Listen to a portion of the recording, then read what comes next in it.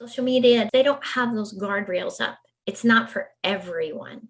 It's not for children. It's not set up. It could be, and it should be, but it's not set up for children. So I think, well, I know that is something that we really, not only as a community, but as a world, I mean, we really need to rein this in and start putting some guardrails up for our kids. They deserve that.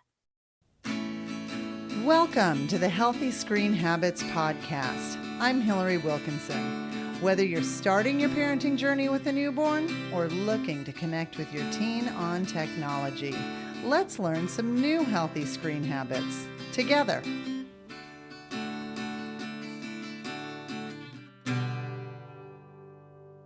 Today's topic is critical and potentially life-saving. That being said, I want you all to be aware that today's episode talks about deadly and dangerous social media challenges, as well as accidental death and death by suicide. If you have smaller ears around you, it may be an episode you want to save until later, or perhaps listen with earbuds. So the beginning of the school year in many towns seems to bring with it an upswing in social media challenges. Last year, a challenge called Devious Licks. It had school officials everywhere begging parents to talk to kids to put an end to it. The challenge was to steal school property and post it on social media.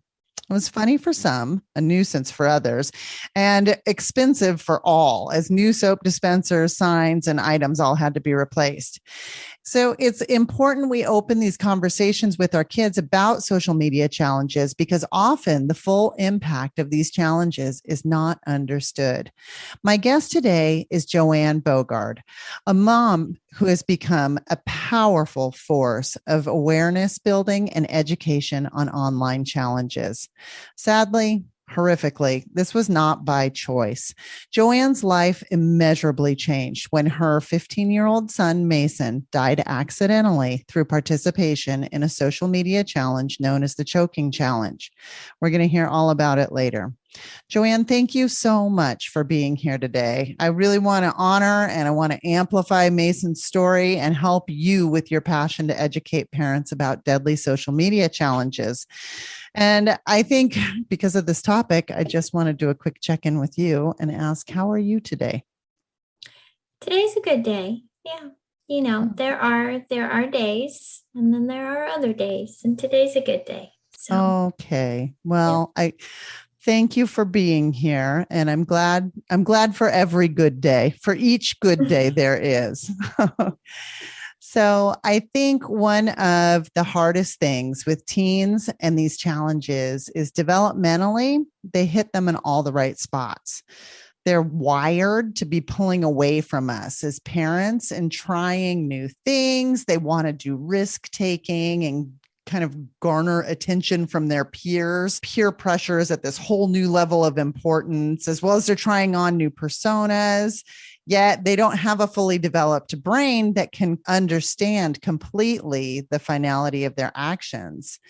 So in spite of all of these things, it's also this time that they're wonderfully creative and passionate and take on new things with confidence. And all of these things kind of create this perfect storm for our kids to try these social media challenges.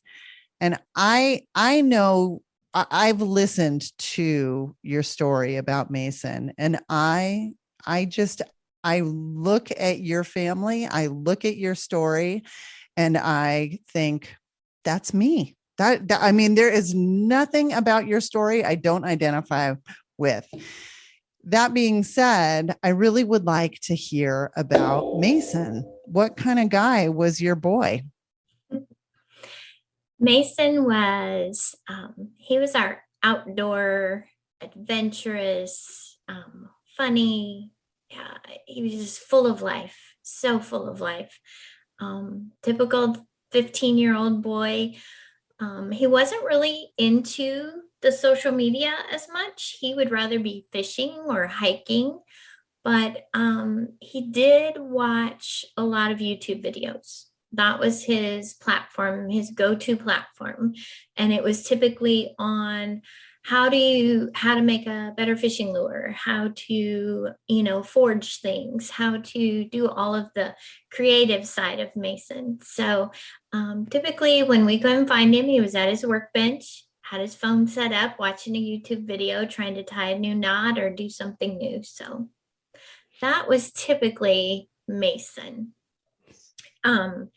He didn't really, I love social media. I mean, it is a big part of everyone's life. It's the way of the world now, right?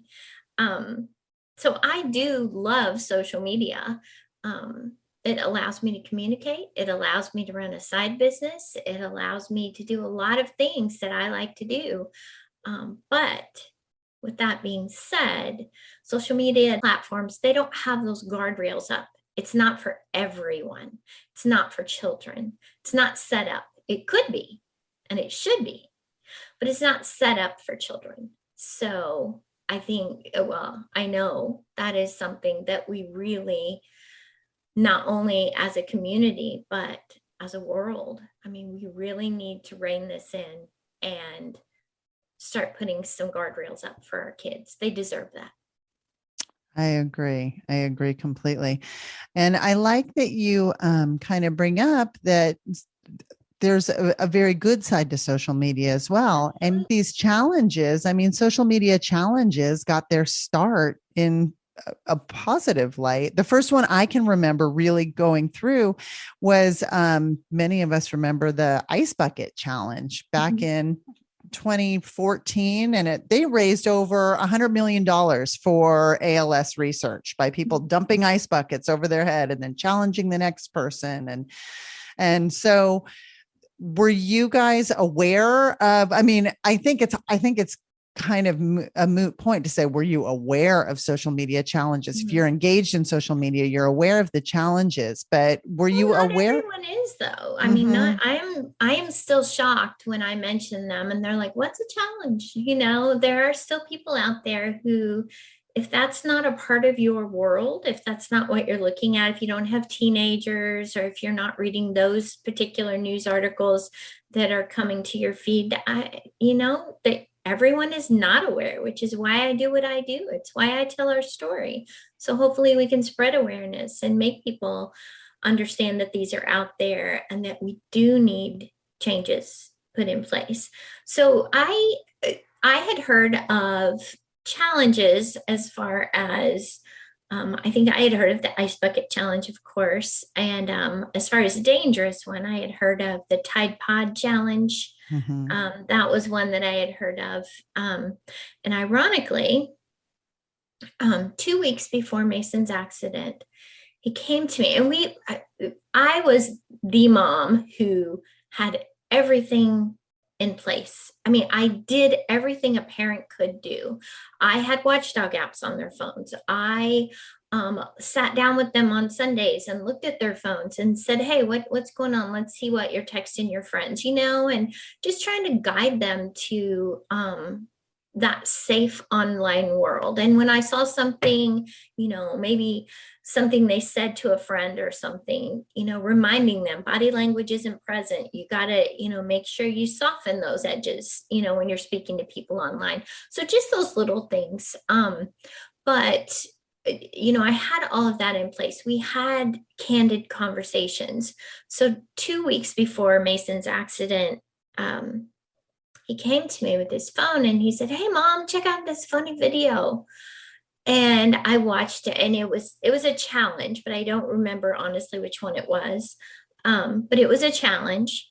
And so after seeing it, I said, and I don't think it was a really dangerous one, but that opened the conversation for challenges.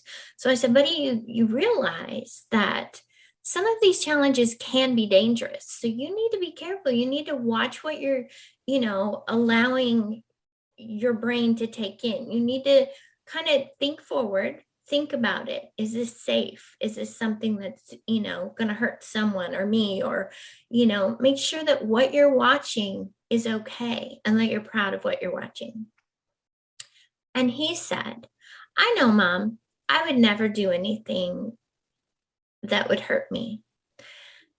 And I believed him because he was smart. Mason was very smart. He was witty. He was kind. He just, I believed him. He was my son, and I never doubted that he would. But he was only 15. And as you mentioned, that frontal lobe of the brain just isn't developed yet. Right. They believe what they see. It's more impulsive. And I think it's important to realize that the specific concern with these online challenges is that they get viewed, and the whole concept of long-lasting consequences is not really there because the failed challenges never get posted. Right. We only see the ones that come out okay. Right. So, and that is something that I try to remind the kids when I talk to them, is, Mason got a false sense of safety. He never even had to search for a challenge. He just didn't have to, because the algorithms just feed those things. It's designed to feed constant videos to them and keep them scrolling. And right now we're in the middle of the world becoming more aware of algorithms and things like that. And Mason's accident was May 1st, 2019. And I didn't really understand algorithms. I have a much better understanding now, but I didn't then. I think the best way to continue Mason's story and learn from Joanne's message is to hear how it all went down. And we're going to do this after this break.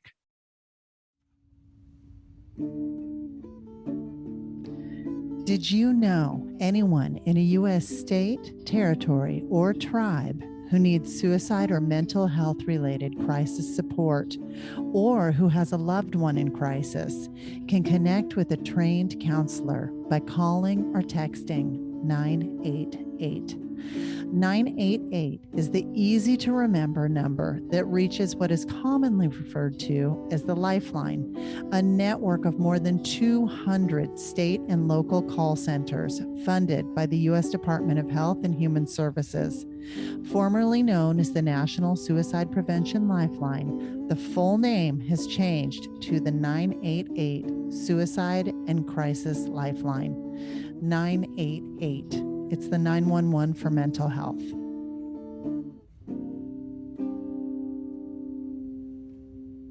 My guest is Joanne Bogard, whose mission is to educate, spread awareness, and hold big tech accountable for harms, as well as urge change in legislation to protect children. Joanne, you're meeting two of these goals today by simply being here and telling your story. And in order to help you get your message out, I need to stop talking. So if you're comfortable, could you take us through the day and the following day's events surrounding Mason? Yeah. So May 1st, 2019 was a normal day for us. We went to work and Mason went to school. He came home. We had dinner, and it was about 9:30, and he said, "Oh, I forgot to take my shower." And I said, "Go ahead, bud, run upstairs, get your shower. It's okay." And he gave his dad a hug. And as he's walking upstairs, he said, "I love you, Mom." I said, "I love you too, bud." And we heard the shower running, and then we heard an unusual noise upstairs. Something had fallen, and my husband went up to check on him, and he found Mason unconscious with a belt around his neck in the bathroom. And so obviously we called 911. My husband's a fireman, and he started CPR right away, and he got a pulse back, but Mason never regained consciousness. He never woke up. So we got him to the hospital. They put him on life support immediately. It was confusing. We were trying to figure out, because our first, I think, normal, natural assumption was suicide. That just didn't make sense. He wasn't upset. He was, it was a normal day. Nothing happened. We hadn't had any previous signs of anything, depression so as Mason's laying there on life support, and we're trying to figure this out. I got my phone out and I searched for teen with belt around neck. And the number of online challenges that popped up for the choking challenge was staggering. And I knew right away that that's what he had done, because just those 2 weeks before we had talked about challenges. Right. And I thought, I know this is what happened. I just know it. And well, Mason never woke up. He, after 3 days on life support, they determined that he was clinically brain dead. Mason was such a giving, generous person, completely generous. So we decided to donate his organs. So we waited another 3 days while they prepared his body and gathered the recipients. And then he donated his organs, and he was able to save 5 lives by doing that, which is bittersweet. And then Mason, we buried him, and we got home, and I got his phone out and I looked through it, and sure enough, just 3 days prior to his accident, he had recorded a video on his phone. He did not record a video on the day of his accident. He didn't have his phone in the bathroom with him. He did not. But 3 days prior, he was in his bedroom alone, recording a video, and he said, okay, let's try this. And it didn't work. He didn't pass out. And he just nonchalantly called to his dog, and he said, well, that didn't work. Come on, Scooby, let's go eat dinner. So there was no doubt in our mind that he had no idea that what he was doing was dangerous, that what he had been fed led him to believe that he was going to get likes and laughs. He was going to make himself get dizzy, and then he would post it probably or show friends and get likes and laughs. And I mean, you make yourself get dizzy and pass out. That sounds like something a teenage boy would do. But with Mason's situation, the belt that he used locked in place. So when he passed out, the belt didn't loosen, and that's why he never woke up. So in all of that, the police used his phone to determine, all of the things that they need to do. And then the coroner looked at the video, and he too said he had no doubt that what Mason was doing was trying the choking challenge, and he ruled Mason's death accidental. So in that, it took me about a year to stand up and find some strength. But I actually found my strength when Mason, the donor network in our state, they did an honor walk, which is people line the hallway to respect a person who's donating organs. And so when they did that, they posted it, and it went mega viral. I think after like 6 months, it had like 40 million views or something. I'm not really good at knowing all the techie stuff. That was supposed to be a lot, someone said. For listeners who don't know what an honor walk is, I would like to explain it. So an honor walk takes place when a donor patient who is on life support is transferred from the nursing unit to the operating room or a waiting ambulance. It is a quiet and profound way to give a hero's goodbye. Mm-hmm. He was definitely our hero. So, and so anyway, when I found my strength, where I found my strength was I was getting messages on Facebook Messenger from around the world. People saying, thank you for sharing Mason's video. We had never heard of the choking challenge. We promise that we are going to talk to our children, our grandchildren, our youth groups, whatever it was. We're going to talk to them about it. They offered condolences, and after about maybe a couple hundred of those messages. Some of them I had to hit translate because they were from islands and countries I'd never heard of. And I tried to answer at least everyone with at least a thank you or an acknowledgement. But that led me to believe that I had to do more. I couldn't just let Mason's death be in vain. His accident was purely an accident. He had no intentions of harming himself or dying. And I had to let everyone know that these things are out there. Yes. These challenges. Now, dares have been around for decades. We've dared for decades, but it's just different now because with the online world, instead of it just being their tribe of 10 or 20 peers, this is hundreds and thousands of people urging them to try these dares. And it's not just one that they might hear about in their tribe, their friends at school. It's out there. And it's just there's so many out there right now. And they're dangerous. They're so dangerous. Right.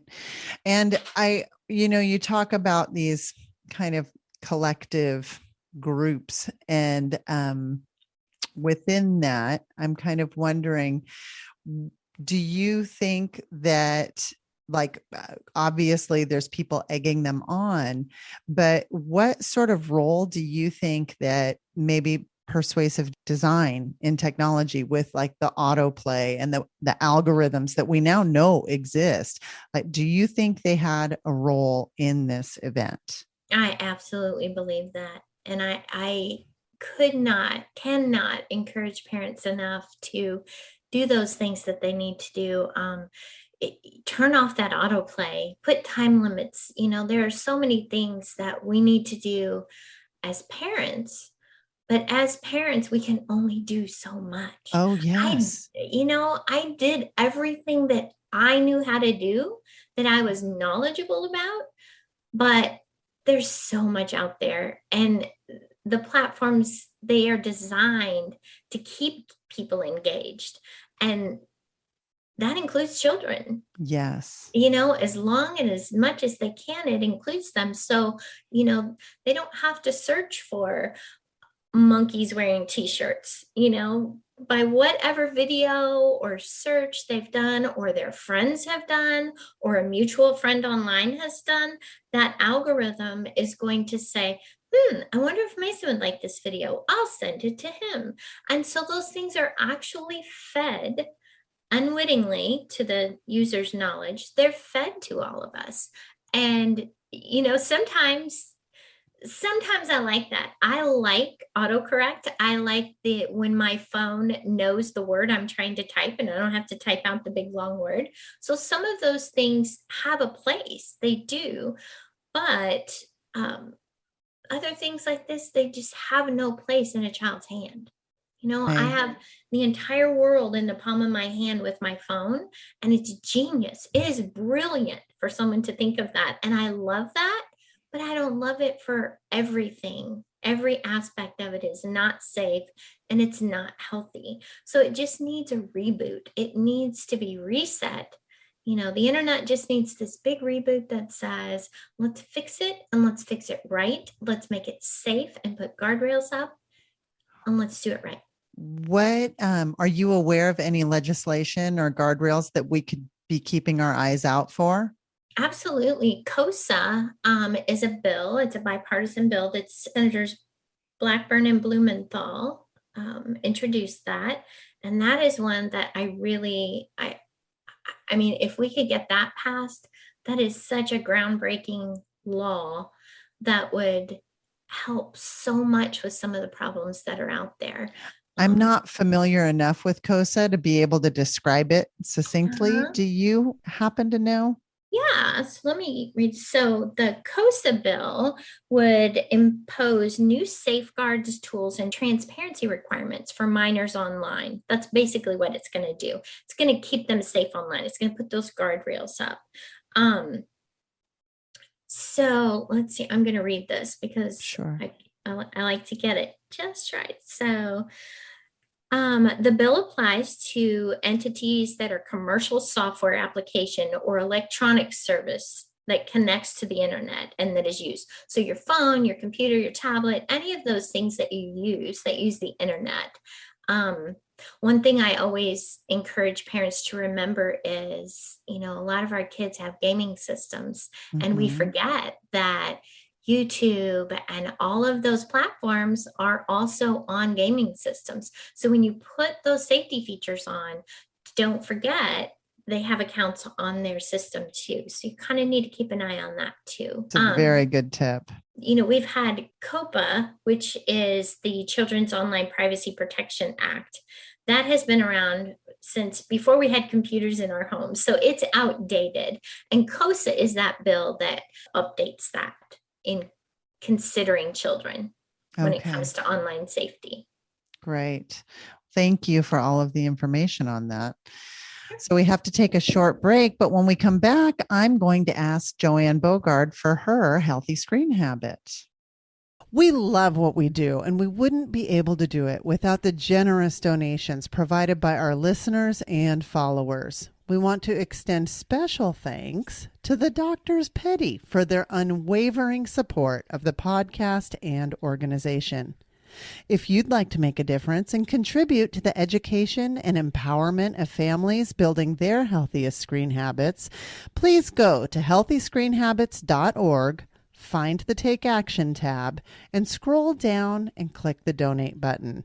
100% of your donation will be used to spread awareness and bring families the tools they need to develop healthy screen habits.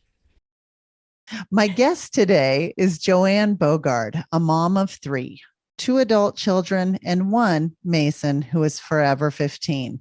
She recognizes, and I'm very glad you do, that she did everything right, and social media still caused Mason's death. Joanne, this has been a really extremely powerful story. I'm so grateful you are sharing Mason's message, which I know you have a hashtag Mason's message that people can look up if they want further stories and insights. Now, on every episode, I ask each guest for a healthy screen habit, which is a tip or takeaway that listeners can put into practice in their own home. Do you have a healthy screen habit you could share with us? I feel like you've already given us a lot, but just the big thing is just being present in their online world. That would be the big thing. So when you decide that your child's ready to be on social media, be sure to be on the platforms as well. So if they're on TikTok, get on TikTok so you can kind of see what they're watching, what's out there, what's going on in the world. Talk with them about appropriate and inappropriate topics. That way you can grow their awareness of good versus bad. Be engaged, be present, put those watchdog apps in place. They're going to scream about it. They're going to say, that's my privacy. You're invading. Your mom and dad, your caregivers, you're their guardian. It's your job. When they're 2, we don't let them go to the bathroom by themselves at the movie theater. We're not going to let them online, without some kind of guardian. So turn on all those safety features. It's hard to know how to do that because every platform is different, but just do a search online and find out how to turn those on. Okay. So bottom line, be actively present in their online world. Know what they're watching as much as you possibly can. And again, parents can't do this alone. We have to have the platforms get on board with this. It's just a must. Right. I agree. And I also agree that it's critically important that we maintain the lines of communication and be able to also connect the dots for kids on the fact that the social media challenges they see online are only the successful ones. I kind of keep bringing that up because I can tell for my kids, that was an absolute light bulb moment for them when I pointed that out. I said, the only people who you are seeing are the ones who could post. Right. And it was kind of this aha moment. Mm-hmm. So if our listeners would like to learn more about your work or Mason's message, where can they find you? I actually have, I love social media. It allows me to do a lot of things. I have a Facebook page called Mason's Message. That is certainly probably the easiest way to find me out there. I try to post things that are helpful to parents and to youth, and just try to put that awareness out there so that they can see that. And I encourage everyone to share it, to talk about it with their kids, not just challenges, but anything dangerous online. Yeah. Okay. A transcript of this episode, plus all links mentioned, will be posted in this episode's show notes, which you can find on our website. Click the podcast tool and scroll down to find this episode. Joanne, thank you so much for sharing. I have no doubt you saved lives today, just even in this conversation. It's true. Yeah. Thank you. Well, thank you for letting me tell his story. So thank you. For more information, you can find us on Instagram and Facebook at Healthy Screen Habits. Make sure to visit our website, healthyscreenhabits.org, where you can subscribe to the show on Apple Podcasts or via RSS, so you'll never miss an episode. It's free, it's fun, and you get a healthy new screen habit each week. While you're at it, if you found value in this show, we'd appreciate you giving us a quick rating. It really does help other people find us and spread the word of healthy screen habits. Or if you'd simply like to tell a friend, we'd love that too. I so appreciate you spending your time with me this week, and I look forward to learning more healthy habits together.